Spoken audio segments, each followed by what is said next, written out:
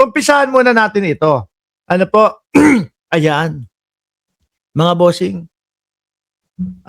May chance palang pauwiin. May chance pala na ma-deport yung mga bumastos o nang bastos po ng mga tsaka ng mga pagmumuka, no? Ng mga taga-Canada dito kay Atty. Claire Castro. Ulitin ko mga kababayan, maaari at may chance pala na ma-deport yung mga tao na ito. Base po dito sa narinig at nakita ko mga kababayan, panoorin po natin ang paliwanag ni Atty. Claire Castro. At saka hindi nagsumbong sila Atty. Claire Castro. Kusa na lang pong kumalat yung video at tingin ko po ay ikinalat po talaga nung mga papansin na bastos na mga DDS, mga bossing. Eh yan naman ang gusto nila di ba? Kasikatan at sumikat sila. Ngayon, sikat na yung isang malayubab ang muka. Sikat na yung isang malabangki ang muka. Tapos yung dalawa nakasama pa nila. Okay, pakinggan ho natin mga kababayan. Yusek, babalikan ko lang yung naging foreign trip sa Canada. Yung na-experience nyo doon sa Canada. Kasi may mga nababasa sa social media na meron allegedly mga efforts na i-deport daw yung mga na-involved doon sa... Ayan.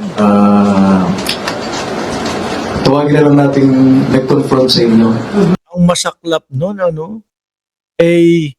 yun lang talaga ang pinagkukuhanan nila at wala nang iba, mga bossing Chipamo. Sa ulitin ko po, mga kababayan, kung ma-deport man itong 3 na ito o 4 na iyan, hindi po sa pagsusog ni Atty. Claire Castro. Kasi nga sila wala na pagkatapos, kung sinugod sila doon, pumunta na sila sa ibang venue upang ituloy yung kanilang pagtatrabaho. No? Kung sakali man po, na isusog yung pagpapadeport dito, yun pong mga kinauukulan na yon.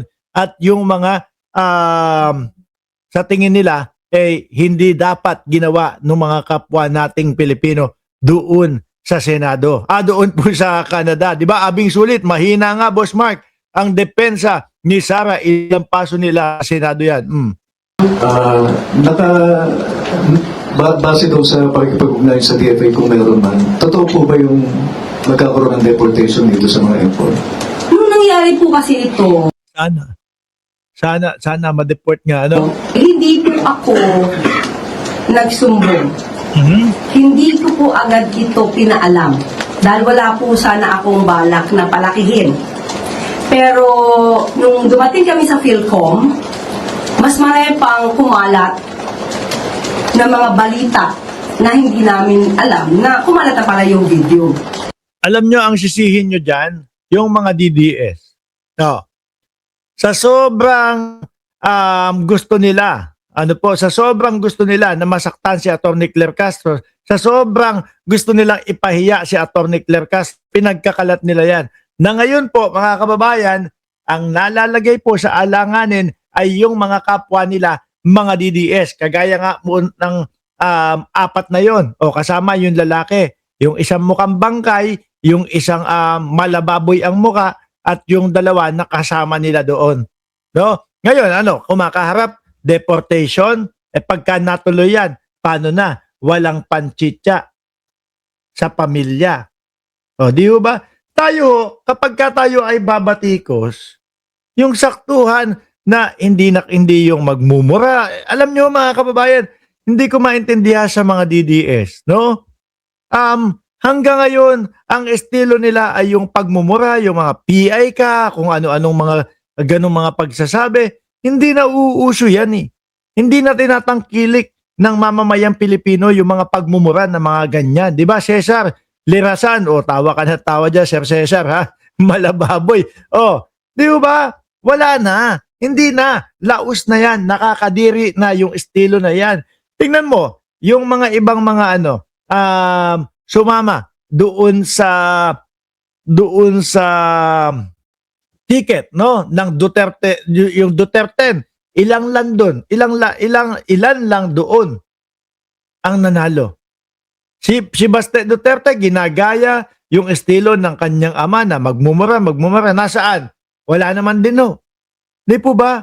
Mapangit, no? Hindi na ba tayo sanay at hindi na ba natin ba kayang gawin yung tipo bang dissenting Pilipino, mga kababayan. Ako, oo, napagmumura ako paminsan-minsan po. Pero kadalasan, expression lang po. Pero hindi direkta doon sa tao. Nakagaya ng mga DDS. Tsaka ha, teka lang. Kasi kayong mga DDS, bago kayong magsalita at bago nyo sabihan ng pangit yung isang tao, ang putik na yan, tumingin muna kayo sa salamin. Tingnan nyo, baka malayabab pala yung baka malababoy pala yung itsura nyo. Di ba? Tingnan nyo, baka malamukang bangkay pala ang itsura ninyo, ikukumpara nyo dito kay Atty. Claire Castro, fresh na fresh yung pagmumuka. Tapos, kapag ka pinagdikit yung pagmumuka nung may megaphone, tsaka si Atty. Claire Castro, yung isa tuyot na tuyot, eto, fresh na fresh ho. Di ba? Oh. So doon lang namin nalaman na talagang Pero dapat yung tatlo o yung apat na yun, dapat masanay na sila. Bakit? Oh. Kahit pa paano ho, mga kababayan, kumalat na yung video nila no? Kung marunong kayong bumatikos, kailangan marunong din kayong tumanggap ng pagbatikos. Baka mamaya hindi kayo sanay sa bardagulan. Kagaya ho nito, mga bossing, di ba? Ang estilo ng mga vlogger po, Mami Star Talk, nakikita ko, kanina ko pa po nakita yung pangalan nyo dyan, ha? Ang estilo po dito sa political vlogging, mga kababayan, talagang bardagulan po dito. Baka mamaya yung tatlo o yung apat na nangharas kay Atty. Claire Castro, hindi sanay sa bardagulan. Mamaya iiyak-iyak, ano-ano sa gedli. No, mamaya sa sakit ang puso, mamaya yung mukhang bangkay lang naging bangkay na ng tuluyan. Oh. Kaya kailangan kapag kayong nandiyan kayo sa mundo ng ganyan, tanggap ninyo na babalikan kayo at pag binalikan kayo, mas malalim pa yung mga bumabalik sa inyo. 'Di ba Michael Gomez? O nanonood ka na naman.